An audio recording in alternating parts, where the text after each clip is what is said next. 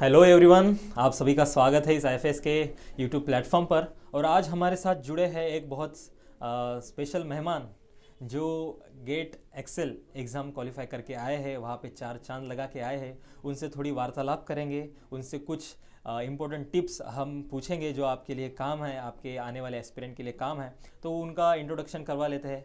तो प्लीज़ आप अपना नाम बोलिए और इंट्रोड्यूस करिए। Uh, uh, Very good evening to my teachers and my mentors. My name is Akash Patel and I'm from Varanasi. I did my basic schooling from Varanasi itself, and then after I did my graduation from the Mahatma Gandhi Kashi Vidyapit, Varanasi, and then I moving to Prayagraj for my masters in zoology from University of Allahabad campus, and then I cleared GATE from past 2 years, like 2024 and 2025 itself. Okay, nice nice. और कुछ आपने इसके साथ exam qualify की है या फिर आपका मेनली फोकस गेट पे ही था अभी? Yes, sir. Yes, sir. I qualified CVT PhD held in 2023, and then I also qualified IIT JAM in 2023 itself. And now I'm fully focused on CSIR. Okay, nice nice nice. मतलब आपने step by step अपना गोल बड़ा करते गए हो। Exactly Yes, exactly. sir. तो अभी आपने गैप लिया है या फिर आपने कुछ अपने मास्टर्स के साथ ही आपने प्रिपरेशन किया है? नो सर, मैंने बेसिक प्रिपरेशन अपने मास्टर्स के ही दौरान की थी, but due to very busy schedule तो मुझे 1 साल का गैप लेना पड़ा है, क्योंकि मैं नहीं चाहता था कि सर मैं सिर्फ एग्जामिनेशन क्वालिफाई करूं या बाउंड्री लाइन के बस क्रॉस करूं। मैं चाहता था कि मैं फुली फ्लेजली उसे पास करूं, ताकि मैं उसे अपने आप को प्रेजेंट कर पाऊं किसी एक बेसिक और स्ट्रांग जगह पे। That's why I take 1 year gap, and मैंने उनके सिलेबस को समझा गेट के, and then I prepare for GATE from IFS. वहां मुझे बहुत अच्छी मेंटोरशिप भी मिली और बहुत अच्छे टीचर्स भी मिले, जिसका रिजल्ट आज आप सबके सामने है।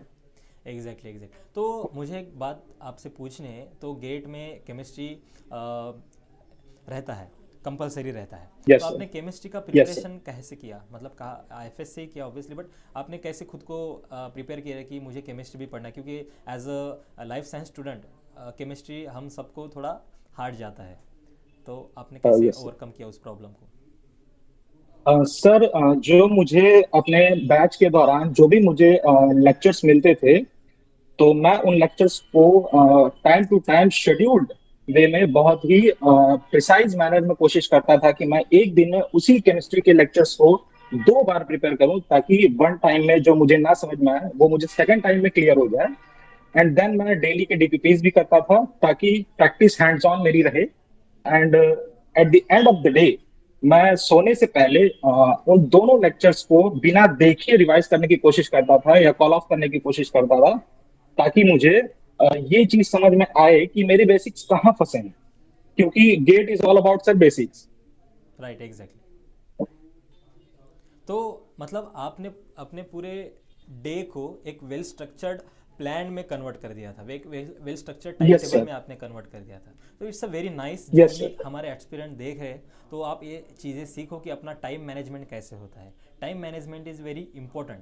जो भी आप देख रहे हो, तो आपके सामने रिजल्ट है कि आकाश जी ने बहुत अच्छा रिजल्ट लाया है। कैसे कि उन्होंने टाइम मैनेज बहुत अच्छे से किया है। तो आकाश जी, मैं आपसे और एक बात पूछना चाहता हूँ कि यस सर। आपको कैसे पता चला गेट के बारे में और आपके मोटिवेशन क्या था इसको क्रैक करने का? एक्चुअली सर, जब मैं during my graduation, one of my seniors told me that कि एक यार आईएफएस नाम की कोचिंग बहुत अच्छी है, एंड वो बहुत ही प्रिसाइज मैनर में और एक वेल स्ट्रक्चर्ड फैकल्टी के साथ एक बहुत अच्छा गाइडेंस प्रोवाइड कर रही है टू क्लियर अ गेट। तो मुझे फर्स्ट टाइम वहां पता चला कि गेट नाम का भी कोई एग्जाम होता है, जो कि just after after the UG हम दे सकते हैं। तो मैंने उसे समझा और उसे जानने की कोशिश की और उसके सिलेबस को पहचाना। और मैंने ये देखा भी यूट्यूब पे कि कौन से टीचर्स मुझे काफी अच्छे से गाइड कर सकते हैं, क्योंकि मैंने अपने बेसिक्स बहुत अच्छे से प्रिपेयर किए थे। तो then I found some of the teachers who mentored me during my journey. तो उन्होंने मुझे गाइड किया और मुझे ये समझाया कि it is not a big deal. अगर आप वेल मैनर्ड तरीके से इसे प्रिपेयर करते हो तो आप इसे जरूर क्वालिफाई कर सकते हो, और मैंने उनके इंस्ट्रक्शंस को प्रॉपर फॉलो किया and as a result I qualified the game. वाह, ब्रिलियंटली नाइस। तो ये GATE is all about precisely choosing your questions, right? तो आपने वो क्वेश्चंस यस कैसे चूज किया? क्योंकि निगेटिव मार्किंग होती है, मतलब एक भी क्वेश्चन गलत हो गया तो आपका कट ऑफ से थोड़ा नीचे आ जाता है। सिलेक्टिव क्वेश्चंस होते हैं सारे पार्ट्स में। यस। तो आपने जूलॉजी में जो लाइफ साइंस के 4 पार्ट होते हैं वहाँ से कौन से 2 पार्ट चूज किए, और केमिस्ट्री को कैसे सॉल्व किया, अपनी निगेटिव मार्किंग कैसे कम की, ये थोड़ा अपने एस्पिरेंट को गाइड कर दीजिए प्लीज़। Yes sir.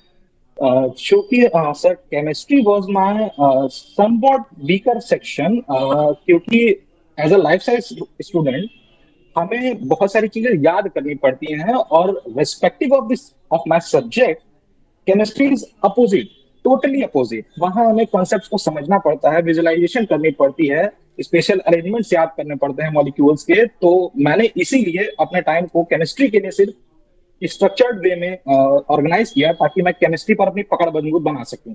और मैंने कोशिश की कि जिन सवालों का जवाब मुझे नहीं पता है, मैं उस पर 60-40 नहीं खेलना चाहता था सर, तो मैंने उसे लीव कर दिया।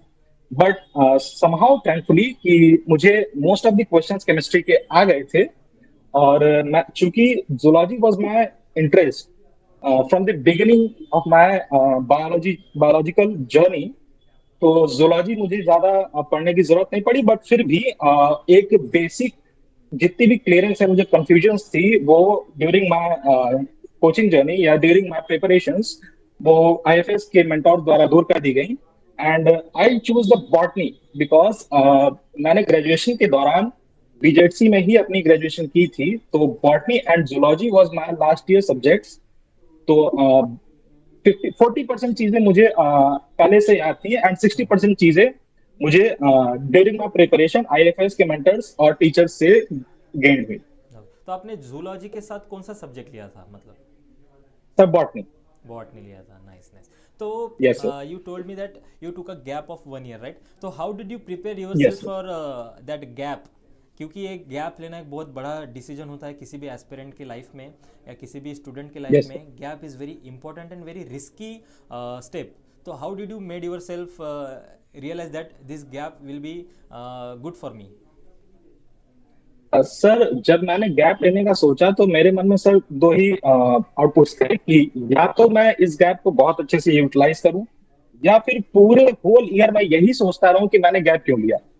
तो इट्स बेटर टू मी कि मैं वो चूज करूं जो मुझे कुछ अच्छा रिजल्ट दे सके। तो मैंने प्रिपरेशन अपने आप को इतना डिसिप्लिन किया कि मैं उस जिस चीज के लिए मैंने गैप लिया था, मैंने उसे पहले 2-3 महीने समझा कि आखिर ये एग्जाम कंडक्ट क्यों किया जाता है, और आखिर इसकी वजह क्या है, इसके सिलेबस क्या है, इसके पेपर पैटर्न्स क्या हैं, इसके जो डिस्ट्रीब्यूशन ऑफ क्वेश्चंस हैं वो क्यों हैं, और कैसे हो किस लिए हैं।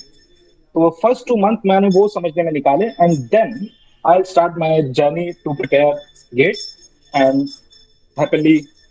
जैसा आपने बहुत अच्छी तरीके से उसको समझा और क्वालिफाई कर दिया। तो मुझे ये जो भी मैं क्वेश्चंस पूछ रहा हूँ ना, ये एज अ एस्पिरेंट मैं पूछ रहा हूँ। जो भी सवाल हमारे एस्पिरेंट के, हमारे जो प्रिपेयर कर रहे हैं उनके मन में है वो पूछ रहा हूँ, तो उनको एक डाउट क्लियर हो जाए कि कैसे प्रिपरेशन करना है और कैसे माइंड को स्टेबल रखना है। तो मैं आपको बहुत बधाई देता हूँ, और मैं आपके आगे वाले फ्यूचर प्लान के बारे में कुछ पूछना चाहता हूँ। तो बताइए आपका क्या फ्यूचर प्लान है, क्या सोचा है आगे करने का? सर मेरा फ्यूचर प्लान, मेरा शुरू से ये फ्यूचर प्लान था कि I'll be the one of the 2% top scientist in the world, और उसके लिए मुझे अपनी रिसर्च स्कॉलिंग की जर्नी कंप्लीट करनी ही पड़ेगी। और one of the best part of the research schooling journey to enjoy your research. Exactly और एग्जैक्टली। उस एंजॉय को गेन करने के लिए कुछ ना कुछ तो एग्जाम आपको निकालना ही पड़ेगा two step ahead of your community, ताकि आप बाकी लोगों से कुछ आगे जा सको। और उसी के लिए मैंने गेट एग्जाम भी प्रिपेयर किया, जैम भी प्रिपेयर किया, और आगे सीएसआई भी प्रिपेयर करूंगा, ताकि मैं बाकी रेस्ट ऑफ द पॉपुलेशन से थोड़ा आगे रहूं in terms of benefit. Yes yes. Survival of the fittest, right, exactly. तो यस। अ, आप और दो ऐसी मिस्टेक्स बताओ जो कोई एस्पिरेंट अवॉइड करे, जो करना नहीं चाहिए अपने प्रिपरेशन के दौरान। ऐसे कुछ मिस्टेक्स है जो एस्पिरेंट को अवॉइड करना चाहिए। सर एक बहुत पुरानी कहावत है कि success come when you out of your box. Success तभी आएगी जब आप अपने कंफर्ट जोन से बाहर जाओगे। सही बात है। अगर आपको लग रहा है कि कोई चीज मुझसे नहीं हो रही है, तो इसके पीछे ये वजह नहीं है कि ये आपसे हो नहीं रही, बस उस टाइम उस मोमेंट पे आपको समझ नहीं आ रही। तो आपको कोशिश करना चाहिए कि आपके मेंटोर्स इसीलिए आपको दिए जाते हैं कि आप उनसे ये बात को पूछो कि क्या मेरा मेंटल लेवल इस वजह से अभी कम है कि मैं इन चीजों को अंडरस्टूड नहीं कर पा रहा हूँ, या मुझसे कोई गलती हो रही है कि मैं इस कंसेप्ट को नहीं समझ पा रहा हूँ। और दैट्स वाई मेंटर्स ने मुझे बहुत अच्छे से गाइड किया। ऐसा नहीं कि मुझे भी कुछ चीजें फर्स्ट टाइम नहीं समझ में आ गई थी, मुझे भी बहुत सारी चीजें नहीं समझ में आई थी। दैट्स वाई आपको मेंटर्स दिए जाते हैं कि आपको वो चीजें उनसे समझ में आए। And second one is, don't leave your class, stick to your schedule. आप अपने शेड्यूल से ही चिपके रहो चाहे कुछ भी हो जाए। और डेली प्रैक्टिस करो, डेली पेपर बैग्स लगाओ। कोशिश करो कि आप जिस एग्जाम को देने के लिए बैठे हो, उसके लिए आप अपना मेंटली अपने आप को इतना प्रिपेयर कर लो कि दुनिया टच से मस हो जाए, मुझे कोई फर्क नहीं पड़ता, मुझे वो एग्जाम क्लियर करना है। यस, बहुत बहुत अच्छी बात की आपने। You are very highly motivated, और आपने बहुत अच्छी तरीके से समझाया है कि कैसे प्रिपेयर करना चाहिए और कैसे रिजल्ट आते हैं। तो सिर्फ एग्ज़ाम निकालने से या फिर कुछ ऐसे बाउंड्री पे आके मतलब नहीं है, आपको उससे कुछ सीखने को मिलना चाहिए। ये आपके बातों से मुझे लगा यस कि सर। ऐसे ही मन है इसलिए एग्ज़ाम दे रहा हूँ, ऐसे नहीं चाहिए। आपके उसके पीछे कुछ एक रीज़न चाहिए, उसके आगे के लिए कुछ करना है, वो भी सोच के आपको करना चाहिए। बहुत अच्छी बात कही आपने। आपको जो भी देख रहे हैं हमारे प्लेटफॉर्म से, उनको बहुत अच्छी बातें सीखने को मिलेगी और मोटिवेट होंगे। आई होप सो कि वो आपको देख के मोटिवेट हो जाएगा और ऐसे ही प्रिपरेशन करेगा और ऐसे ही रिजल्ट लाएंगे। तो आपका यस सर। टाइम देने के लिए धन्यवाद, बहुत बहुत धन्यवाद। आपको आगे आने वाले फ्यूचर के लिए all the best from IFS and all the IFS faculty. Thank you sir, it's my pleasure.